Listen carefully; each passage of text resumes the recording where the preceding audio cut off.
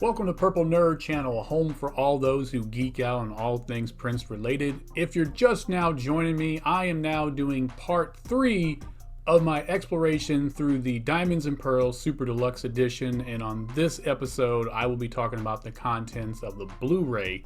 If you haven't seen the first 2 videos where I go through the music, primarily focusing on the vault tracks, I will have a link for both of those videos at the end of this video.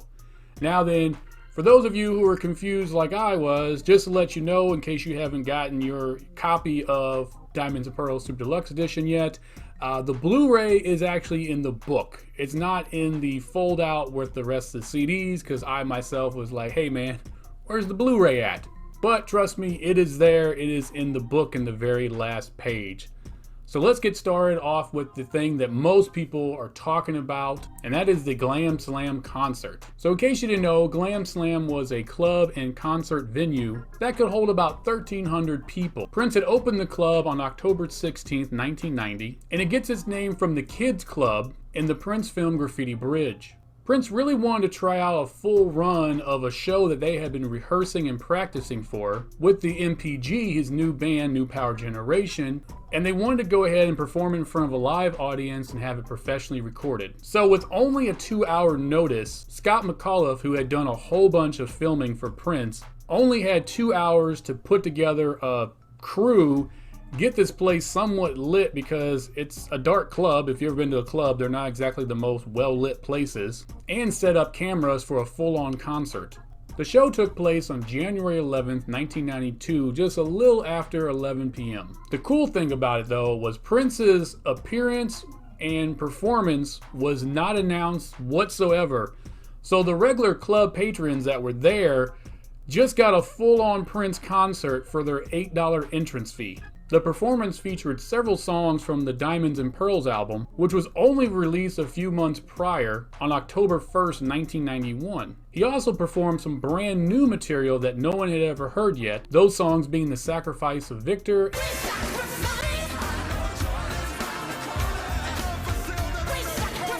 and Sexy MF. I wanna do, no, not your body or mind, you fool. Come here, baby. Which those 2 songs would find their home on Prince's next album, the Love Symbol album. This concert was originally first shown at Celebration 2022 and remastered and added to this collection. Now then, when this show started, I was a little worried because it starts off pretty dark. I mean, you can hardly see Maite making her dancing debut with the MPG, but once the lights come on, everything is actually really clear and looks great. And you also see really quickly how small and tiny this stage is. I'm really impressed that they were able to fit the entire New Power Generation band, the Steels, the Hornheads, the Game Boys, and of course Prince. And speaking of the Game Boys, you know, the Game Boys and Prince had some really meticulous choreographed dance moves, and they were still able to do all those on this little bitty stage without falling into the crowd or falling into another band member. I was actually pretty impressed they were able to pull this off. Which, speaking of Prince dancing, he dances a lot in this particular show, and at no time do you ever hear him out of breath when he's on the microphone singing, which really goes to show his cardiovascular health, his breath control, and his overall conditioning. Unlike poor Tony M, who, when he does his first verse rapping, he is completely out of breath and is sweating like Patrick Ewing on the free throw line. And throughout the whole show, Prince is like super relaxed and cool. I mean, you can tell he's really enjoying performing these songs in front of his hometown audience. He's having all kinds of interactions with the audience themselves. And one particular pretty lady in the front row really gets his attention, and he talks to her a whole lot. And I think even Tony M one time says something to her. I'm kind of curious if everyone knows who this lady is and if she would ever want to come forward and talk about what they actually said to her. And one of the funny moments was him coming back from, I guess, doing a wardrobe change, and his tie wasn't tied. And it took him like 2 songs to get his tie tied, because he's like trying to perform and tie a tie at the same time. I know a lot of people don't ever talk about that part of the show, but to me, I just found that really funny. Most people talk about the other amazing part of the show, and that is when he goes and actually dances on the bar, which I gotta tell you, I've seen this a couple times, and there's some moments that are sketchy where I'm like, if he was just a little bit over here, he'd be off that bar into the rack of liquor. So it's really fun and cool, but man, it could have gone really bad, like really quick. And the other thing that people talk about is Rosie Gaines. And me personally, like I've seen Rosie Gaines, like, do a show here and there live and do like one song with Prince. I've never seen her perform an entire show live, and she is a force to be reckoned with. She is amazing live. Which leads me to the other thing I really liked, and that was the duet she did with Prince of Nothing Compares to You, which that was one of those songs that Prince was always like, I'm not going to perform without Rosie. He says the same thing about Diamonds and Pearls, and I can see why, because man, the chemistry they have is just something unbelievable. Next is the 1991 Special Olympics footage, and we start off with the sound check footage. And the interesting thing and unique thing about the sound check is it shows the professionalism of Prince and the entire band, because this is a sound check.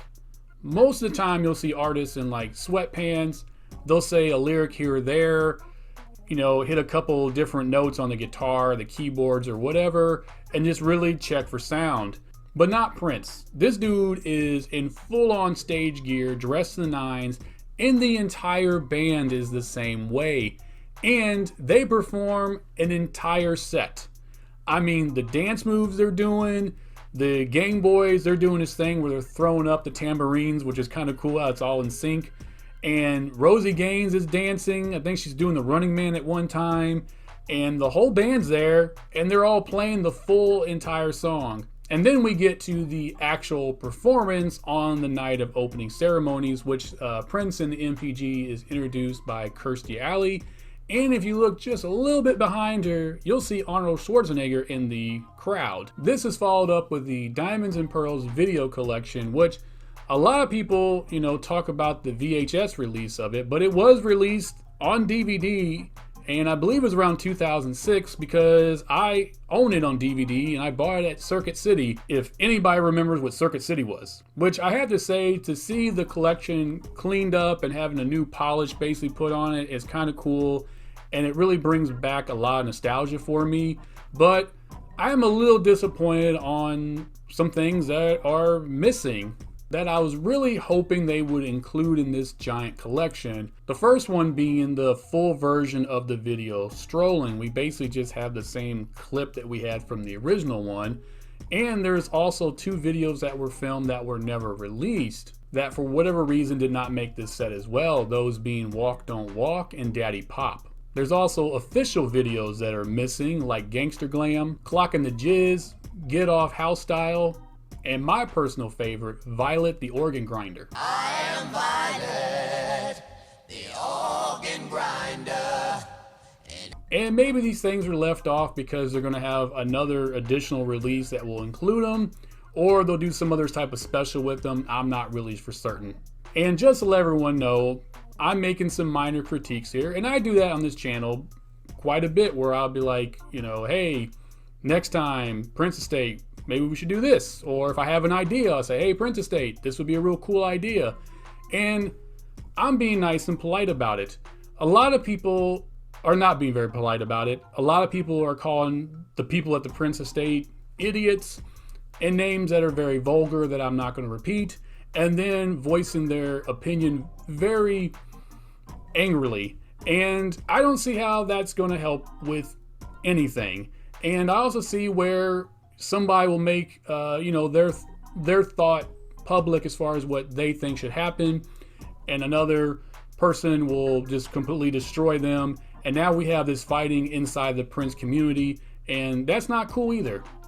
And I'm saying this as someone who's not on the estate's radar whatsoever. I'm not going to kid myself. I know that nobody in the Prince Estate, Paisley Park, or anybody who was a personal associate of Prince has any clue who I am. I am a nobody D-list YouTuber. I know I'm not on their radar, and I'm being polite, because Prince himself said that he was always cool with criticism as long as it was constructive and from the heart. And that's what I'm trying to do. I mean, I'm doing this to educate people on a man who made a huge impact on my life, and I'm just trying to keep his legacy alive. So when I say, hey, we should try this, or hey, why don't we do this? I'm just being polite, and I'm just trying to be positive and try to make everything cool for everybody. And again, I'm saying this knowing that nobody's hearing me who can actually do something about it. But anyways, thank you again for joining me on this channel. Please like this video and share it. And if you don't mind, go check out my Patreon channel and consider being a member. I have links for all that and all my socials down below. And I will see you on the next episode where I go revisit one of Prince's albums that may possibly be the next Super Deluxe edition, as it has come up in conversation once again. And until that next episode, I wish you heaven.